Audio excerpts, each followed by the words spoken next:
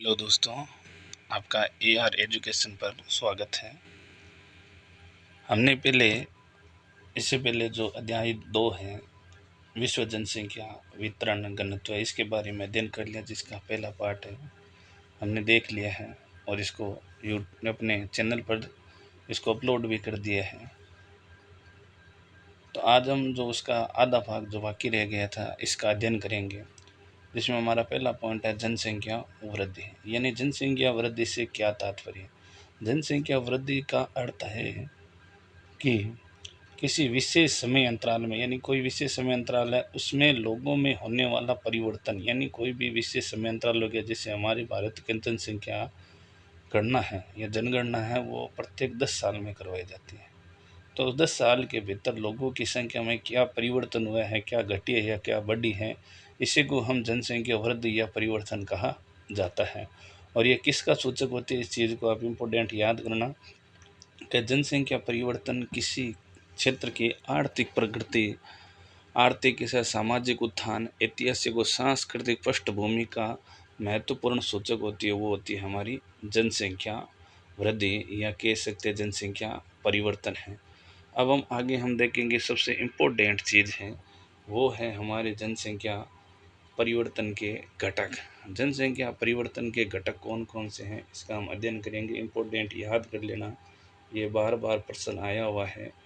तो जनसंख्या परिवर्तन के घटक कौन कौन से हैं, यानी हमारी जनसंख्या परिवर्तन है उसको प्रभावित करने वाले जो घटक है वो कौन कौन से हैं।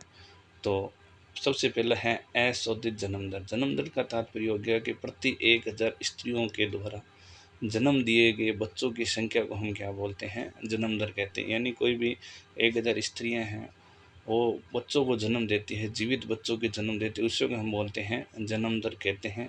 और जिसका सूत्र है हमारा, जो इसको जन्म दर को ज्ञात करने का जो सूत्र है, अशोधित जन्म दर को ज्ञात करने सूत्र है किसी वर्ष विशेष में जीवित जन्म, यानी कोई भी एक वर्ष से विशेष में जीवित जन्म और किसी क्षेत्र में विशेष वर्ष के मध्य जनसंख्या गुणा में 1000 इसका देखा जाता है। तो ये हमारा जनसंख्या जो जन्म दर है उसका होगी परिभाषा और उसके अलावा उसका सूत्र हो गया। अगला हमारा है मृत्यु दर। तीसरा हमारा कौन सा है, मृत्यु दर है, दूसरा है। तो अशोधित मृत्यु दर क्या है इसके बारे में। अशोधित मृत्यु दर किसी क्षेत्र विशेष में किसी वर्ष के दौरान प्रति 1000 जनसंख्या के पीछे मृतकों की संख्या के रूप में अभिव्यक्त किया जाता है। यानी कोई भी किसी क्षेत्र विशेष के वर्ष है 1000 जो जनसंख्या उसके पीछे जो, यानी कोई भी वर्ष है उसके अंदर कितने लोगों की मृत्यु हुई उसको हम बोलते हैं मृत्यु दर। याद कर लेना, जनसंख्या में जो जन्म दर होता है वो तो वृद्धि जाती है और जो मृत्यु दर है वो क्या करता है, घटाता है। और ये दोनों ही प्राकृतिक कारक हैं। तो जनसंख्या परिवर्तन के 3 घटक हैं, जन्म दर, मृत्यु दर और प्रवास। अब देखो मृत्यु दर को जो यानी वर्गीकृत करने के लिए जो दिया गया है, इसका जो सूत्र दिया गया है वो थोड़ा देखना। किसी वर्ष विशेष में मृतकों की संख्या, कोई भी एक वर्ष है और बटा उस वर्ष के मध्य अनुमानित जनसंख्या गुना 1000, ये थोड़ा आप यानी इसका सूत्र याद कर लेना, इंपॉर्टेंट सूत्र है। अगला हमारा तीसरा पॉइंट आता है प्रवास। जनसंख्या परिवर्तन के घटक में तीसरा हमारा प्रवास। प्रवास किसे कहते हैं, इसकी इस लाइन से प्रश्न आया हुआ है, यानी ये वाली लाइन से सीधा ही पूछ लिया गया है कि प्रवास यानी जब लोग एक स्थान से दूसरे स्थान पर जाते हैं तो उसे हम क्या बोलते हैं, प्रवास कहते हैं ना। लोगों का आना जाना लगा होता है उसे हम बोलते हैं प्रवास। यानी लोग हैं वो एक स्थान से दूसरे स्थान, इससे जनसंख्या घटेगी और जिस स्थान से लोग उठे हैं वहाँ पर जनसंख्या कम होगी, जहाँ पर जा रहे हैं वहाँ पर जनसंख्या बढ़ेगी। तो वह स्थान जहाँ से लोग गमन करते हैं उसे क्या कहा जाता है, उद्गम स्थान कहा जाता है। यानी गमन का मतलब हो गया कि लोग वहाँ से उठते हैं, यानी लोग अपने स्थानों को छोड़कर जाते हैं और जिस नए स्थान की ओर आते हैं उसे हम बोलते हैं गंतव्य, उसे हम क्या बोलते हैं, गंतव्य। यानी लोग अपने स्थानों को छोड़ते हैं उस क्षेत्र को बोलते हैं उद्गम स्थान। जिस स्थान की ओर आगमन करते हैं यानी जहाँ पर वो जाते हैं उसे बोला जाता है गंतव्य स्थान। उद्गम स्थान जनसंख्या में क्या लाता है, कमी को दर्शाता है, और जबकि गंतव्य स्थान है वो जनसंख्या में क्या है, वृद्धि को दर्शाता है। ये चीज़ याद कर लेना। और लोग प्रवास क्यों करता है, इसका भी मेन रीज़न है कि लोग प्रवास करते हैं सामाजिक और आर्थिक जीवन के लिए करते हैं कि उनका सामाजिक और आर्थिक जीवन क्या हो, अच्छा हो। अब हम पढ़ेंगे प्रवास की अवस्थाएं, यानी प्रवास की अवस्थाएं कौन कौन सी हैं। तो प्रवास की अवस्था में हम पहले देखें, प्रवास स्थायी होता है, यानी अवस्था का मतलब प्रवास किस प्रकार से किया जाता है, कहाँ से कहाँ किया जाता है। प्रवास स्थायी भी हो सकता है, प्रवास अस्थायी हो सकता है, प्रवास मौसमी भी हो सकता है। प्रवास गांव से गांव हो सकता है, गांव से नगर की ओर, नगर से नगर की ओर हो सकता है, और नगरों से गांव की ओर हो सकता है। ये प्रवास की क्या है, अवस्थाएं हैं। अब हम अगला हमारा पॉइंट है वो है यानी आप्रवास। यानी आप्रवास किससे कहते हैं, तो आप्रवास से क्या तात्पर्य है इसे हम देखते हैं। तो आप्रवास किससे कहा जाता है, आप्रवास ऐसे यानी आप को याद करना है। यानी जब लोग किसी स्थान में आते हैं, यानी उदाहरण के लिए कोई लोग हैं किसी स्थान को छोड़ अन्य स्थान पर, जब नए लोगों का आगमन होता है उसे हम बोलते हैं आप्रवास। यानी प्रवासी जब किसी नए स्थान पर जाते हैं उसे बोलते हैं आप्रवास का। उत्प्रवास का मतलब होता है जब स्थान को छोड़कर वो बाहर चले जाते हैं, उसे हम क्या बोलते हैं, उत्प्रवास कहते हैं। ये भी लाइन इंपॉर्टेंट कर लेना। और सबसे इम्पोर्टेंट बात स्टार लगा लेना, बार बार पूछा गया है ये कि बार बार है। तो देखो इसमें प्रवास को प्रभावित करने वाले कारक, प्रवास को प्रभावित करने वाले कौन कौन से कारक है, तो प्रवास को प्रभावित करने वाले कारक है दो है। प्रवास को प्रभावित करने वाले कारक है दो। तो प्रवास को प्रभावित करने के लिए कारक है हमारे दो। एक तो होता है हमारा प्रतिकर्ष कारक, दूसरा है हमारा अपकर्ष कारक। तो प्रतिकर्ष कारक का मतलब हो गया अपकर्ष कारक। प्रतिकर्ष का मतलब है जो आपको छोड़ने के लिए मजबूर करे, धकेले कि भाई आप यहाँ से चले जाओ। और अपकर्ष कारक का मतलब होता है आपको आकर्षित करे, इससे याद कर लेना। यानी ऐसे अपकर्ष और ऐसे आकर्षण, यानी आकर्षित करते हैं, वो है हमारे अपकर्ष कारक। और जो आपको छोड़ने के लिए मजबूर करते हैं वो हमारे कौन कौन से कारक कहलाएंगे, प्रतिकर्ष कारक कहलाएंगे। जिसमें पहला है रहन सहन की अच्छा अच्छे निमन दशा है, ये प्रतिकर्ष कारक है। सीधा प्रश्न पूछ लेंगे।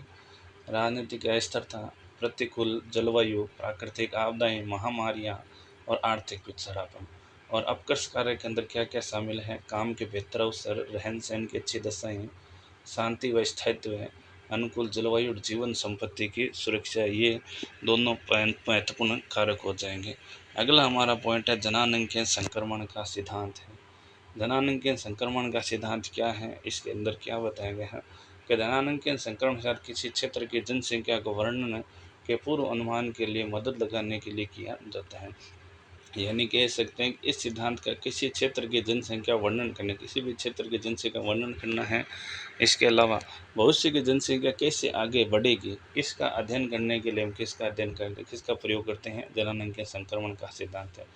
इस सिद्धांत के अनुसार जैसे कोई देश या समाज ग्रामीण से खेती या अशिक्षित अवस्था से उन्नति करके किस प्रकार नगरीय और साक्षर बन जाता है और उस समाज में उच्च जन्म दर और मृत्यु दर निम्न जन्म दर और मृत्यु दर में बदल दी जाती है।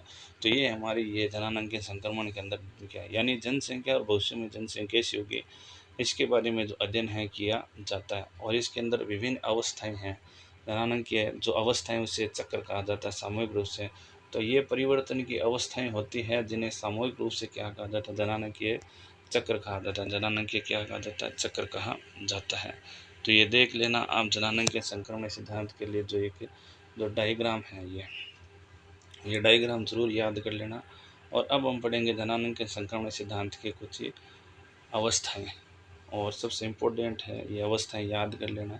पहली हमारी अवस्था है प्रथम अवस्था है जिसके अंदर उच्च जन्म दर रही है, उच्च क्या रही है, मृत्यु दर रही है। प्रश्न आएगा कि किस अवस्था के अंदर उच्च प्रजननशीलता और उच्च मृतता रही है, मृत्यु दर रही है। इसका मेन कारण था महामारियाँ, भोजन की अनिश्चित कमी और इसके अलावा मृत्यु की क्षतिपूर्ति पुनरुत्पादन से किया जाता था। यानी जब बच्चा मर जाता था उसका पुनरुत्पादन से होती, यानी उसकी क्षतिपूर्ति के। इसके अलावा जनसंख्या वृद्धि इसमें धीमी थी, अधिकतर लोग खेतियत कार्य थे, बड़े परिवारों को संपत्ति माना जाता, जीवन प्रत्याशा निम्न थी और अशिक्षित थे। और इसके अलावा 200 वर्षों तक जो सभी देश थे इसी अवस्था में थे।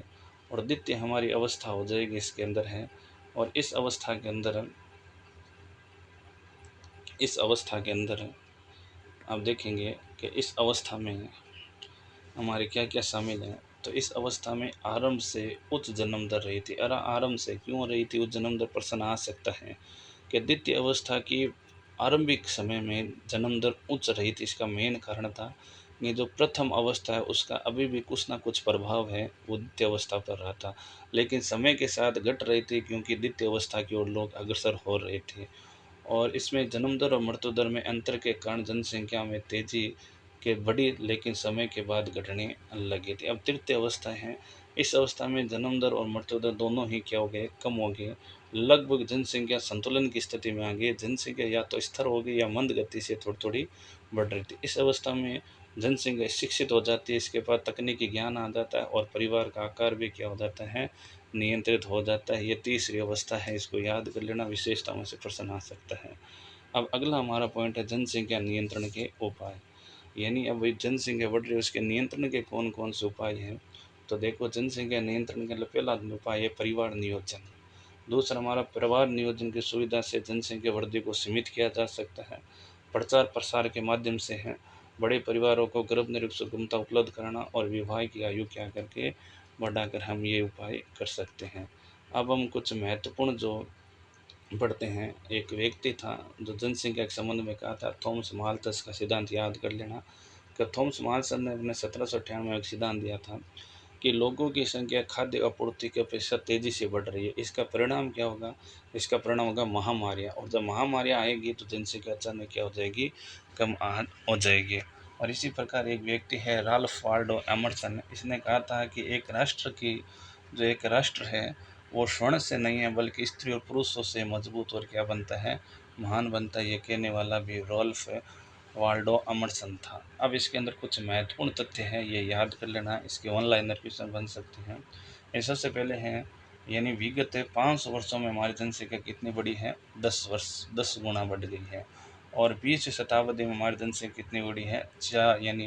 4 गुना बढ़ी है। और प्रतिवर्ष 8 करोड़ लोग पहले ही जनसंख्या में जुड़ जाते हैं। इंपॉर्टेंट याद कर लेना कि प्रतिवर्ष कितने करोड़ लोग हैं वो जनसंख्या में पहले ही जुड़ जाते हैं? 8 करोड़। और अगला हमारा पॉइंट है जनसंख्या वृद्धि, या पहले ही पढ़ा चुके, जनसंख्या वृद्धि दर क्या है? तो जनसंख्या परिवर्तन को जो प्रत्यक्ष में व्यक्त किया जाता है वही वृद्धि की दर होती है। प्राकृतिक वृद्धि क्या होती है? यानी जन्म दर और मृत्यु दर के बीच का जो अंतराल होता है उसे हम प्राकृतिक वृद्धि कहते हैं। जनसंख्या वास्तविक वृद्धि क्या है? ये इंपॉर्टेंट है। इसमें जन्म दर माइनस में मृत्यु दर प्लस में प्रवास और उत्प्रवास, इसको शामिल किया जाता है। जो हमारे सामने जो इसका डाटा आता है उसे हम बोलते हैं जनसंख्या की प्राकृतिक वृद्धि दर। जनसंख्या की धनात्मक मतलब तो जन्म दर ज़्यादा होना, और ऋणात्मक मतलब तो जन्म दर की तुलना में मृत्यु दर क्या होना? अधिक होना। यही हमारी जनसंख्या वृद्धि की ऋणात्मक स्टेज कहलाती है। तो ये हमारा चैप्टर था। अगर आपको ये अच्छा लगे तो आप ज़रूर चैनल को सब्सक्राइब करना और इसके अलावा अपने दोस्तों तक शेयर करना। धन्यवाद। जय हिंद, जय भारत।